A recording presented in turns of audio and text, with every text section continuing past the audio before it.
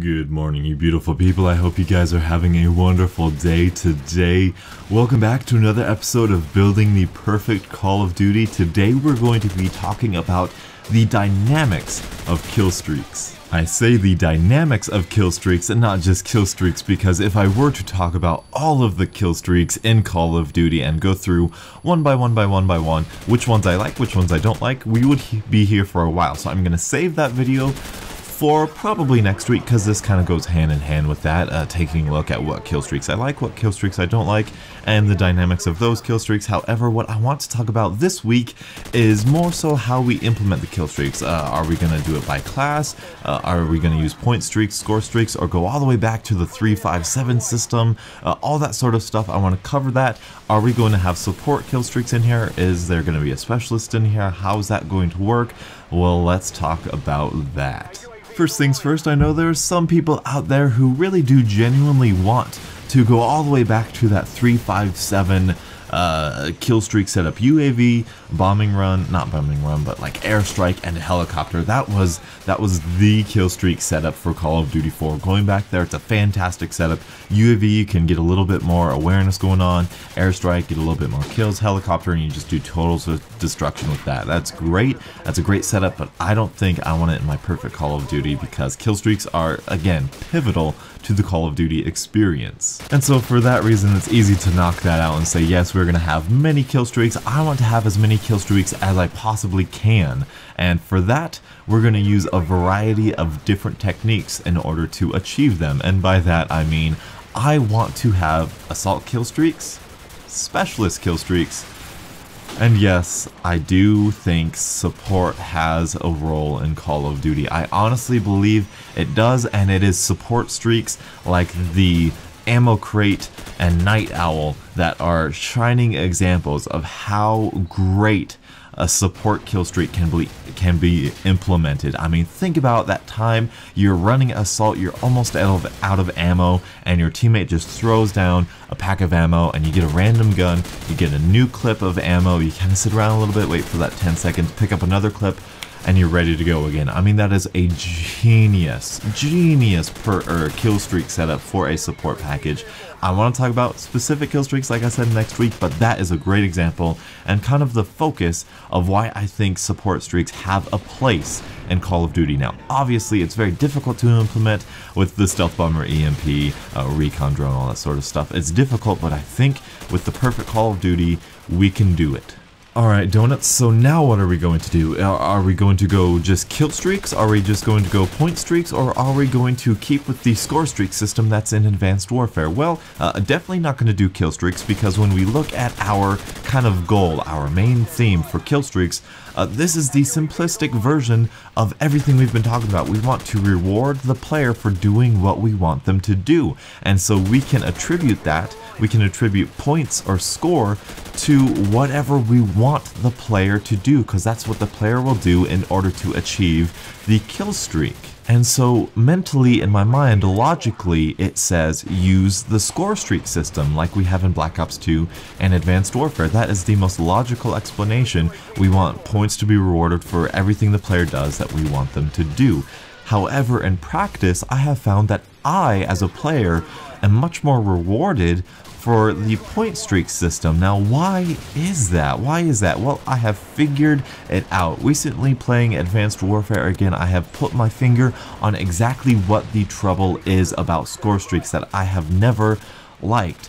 And that is they are incredibly inconsistent. Not the streaks themselves, but earning the streaks. You see, in Call of Duty Ghosts, if I get a kill in domination, it is 1 point. If I get a kill in kill confirmed, it is 1 point. If I get a kill in team deathmatch, it's 1 point. A hard point, capture the flag, not hard point, but you know, capture the flag, blitz, cranked, it's all 1 point. However, going to Advanced Warfare, if I get a kill in team deathmatch, it's 100 score. If I go to kill confirmed, it's 50. And that little change, that very little change is so significant, because now you have made every single kill streak twice as hard to achieve in kill confirmed than you have in team deathmatch. And so this is an easy fix. What we have to do is we have to take the score, we have to make the kills, I should say, 100 points all across the game modes. Of course, 100 points is just arbitrary. It was like 10 points in CoD 4, so it really doesn't matter. Some standard amount of points for one single kill, and that is how we balance these score streaks. You know, okay, the system hack is going to be 7 kills. Okay, so make it 700, you know, or the Warbird is going to be this many points. The IMS is going to be this many points. Therefore, you don't have to mix and match and make kill streaks unbalanced or inconsistent depending on which game mode you're playing. And of course, that gives us a very good base to use for the rest of the game modes. Like, okay, how much compared to a kill do we want to reward the player in domination for a flag capture? Well, in domination, I think they have done it well with 200 points. I think they should give out 100 points for neutralizing the flag. I think that's fine. Maybe not. The 50 points we get now is good in Advanced Warfare.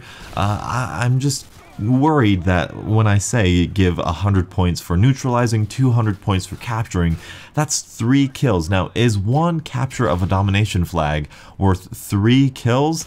I don't know, that's kind of the numbers we're gonna have to be playing with. However, the danger with playing with these score streaks is kind of nickel and diming players. Like, I want to pick on Black Ops 2. Black Ops 2 nickel and dimed players everywhere, you know. Oh, you destroyed this piece of equipment. Here's 10 points. Here's 5 points for this. Here's 8 points for that. You know, it's like, what? Why am I getting these so insignificant points? Now, it's not bad. I don't think it's bad to get really tiny points, but it makes the system kind of convoluted. And the way it was implemented in Black Ops 2 was in its rough draft. Okay, I'll give them that. It was in its first form, but I could never really tell if I was a piece of equipment away from my next kill streak or if I was like 4 kills away from my next kill streak. Advanced Warfare remedied this by putting the numbers on the little bars there. I think they could do it, make the numbers a little bit more bold. Maybe it's because I need new glasses or something, but that is a better system. But I don't think we should get too specific. I think 25 points, 10 points, you're really getting on that boundary to where it's your nickel and diming people. Think about it in Call of Duty Ghosts. Towards the last little bit, you got half a point for a confirmed tag and kill confirmed. Fantastic. Perfect system. That made kill streaks a little bit easier to get, and boy did it encourage me to play the objective. I was like Pac-Man, just nom nom nom nom nom all the way, all those tags up. That was a great reward system. Now imagine if it was like, you know, oh, got an assist, 10 points, or not even 10 points, like a fourth of a point, like it was in Call of Duty Ghosts with the point streak system. You got a fourth of a point here, you got an eighth of a point here. You would have to look on your bar and like, I don't know if that's like 3 3/8. I don't know if it's like 4 and, you know, like 15/16 or something. So I want to keep this system very standardized. I want to keep it very clean. I think Advanced Warfare is the closest thing we have got to that. Which brings me to probably the hardest decision about this perfect Call of Duty is, should kill streaks build off of each other? How do kill streaks build off of each other in Infinity Ward games? Well, every kill you get with a kill streak is 1 more point towards your next point streak. In Advanced Warfare, if we were to replicate that, that would mean every kill you got with a kill streak is 100 points. And I don't know if I want that. You know, I want it because I love getting Trinity rockets, I love getting 3 kills, I love going into my Griffin, and I love getting a Loki. That is fantastic. I think that is incredibly fun. I think that is probably the most fun you can have in Call of Duty, is getting that Griffin. You're going, your body is vulnerable, hiding, you know, in some dark shadow somewhere just on your little laptop, and then bam, boom, explosion, Loki ready to go. That is the best. I love it, and I want to keep that. Having kill streaks be strictly gun kills, I don't think is the way we want to balance the game. I do want to go in in this kind of really metagame discussion here of, you know, if we want players to get big kill streaks, that means we have to put them against bad players, but that is a whole entire topic for a different day. But I will say, whether or not you want kill streaks to build on themselves or not, there's an easy fix to that. If you do want kill streaks to build upon themselves from each other, it's simple. You just make some of the bigger kill streaks a little bit harder to get, make them 200, maybe 300 points more than you would get, so therefore you can actually use previous kill streaks to kind of propel you up. You know, take the average amount of kills from this kill streak and say, okay, with the Trinity rockets, the average is 2 kills per Trinity rocket, which is a great average, by the way. So we are going to make the Battle Hind 10 points because we want players to get 2 kills and then 1 kill after that. You know, we want them to have a little bit of that player intelligence and not completely rely on the kill streak itself. So there's a way to do that when you propel it, or if you don't want it, if you don't want to reward players from getting kill streaks, to get more kill streaks from kill streaks, then all you gotta do is make the kill streak value kills less, like they have in Black Ops 2 and Advanced Warfare. Make it like 10 points a kill, 15, 25 points a kill. I think 25 points a kill is actually very good.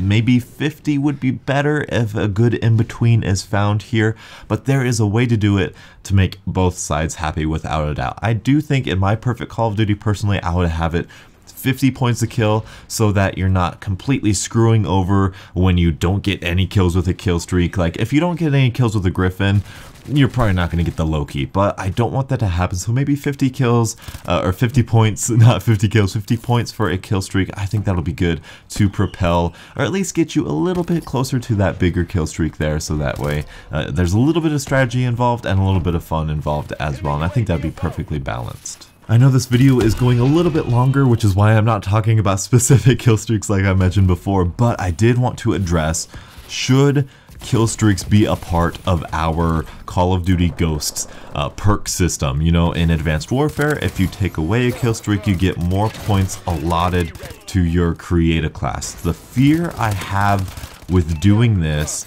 is that it devalues the actual value of the kill streak in favor of something else. Now, the way to, in my eyes, balance this out is all up to how many points we have to spare and how many points we have for the perks, allotted to the perks. And that is a very, very complicated issue. But I do know I want kill streaks to be customizable, unique to each and every class. On every single class, I want a different kill streak setup. I think that is definitely the way to go. As far as if I want to give up my kill streak for more points, I don't know. I really don't know. I feel like, you know, you have this big bad kill streak and then you give it up just for like a piece of equipment. I don't think that's balanced. You know, I really, it's just a whole different realm, you know. Plus, you are going to use your perks every time you spawn in. You are going to use your gun every time you spawn in. Are you going to get a kill streak every time you spawn in? Not so much. Maybe not, you know. I don't know. And so really that's up to you in your perfect Call of Duty. Personally, for me, I think I would keep... I don't know. I honestly, I have no clue. I think I would keep my 3 kill streaks just to play it safe. Call me old-fashioned, I'm not entirely sure, but I will say I'm going to talk about this next week more in depth, but I do want kill streak attachments as well as kill streak modules. I think what Advanced Warfare did with kill streaks in terms of adding this module onto it, I think that is a step, a huge step in the right direction. In Modern Warfare 3, I had that idea. You know, I want my Reaper, I want after 50 kills, I want to add more flares to my Reaper, being rewarded for using the kill streak like we were rewarded for using weapons. I think that's so great, but I have run way over my time, so that is all I have for you guys today. Write down in the comment section below, how do you want kill streaks to be implemented? There's so much more I could talk about this for. I hope you guys are enjoying the Building the Perfect Call of Duty series. Thank you guys so much for watching, and until the next absolutely beautiful Call of Duty morning, I'll catch up with you guys later. And as always, have a great day.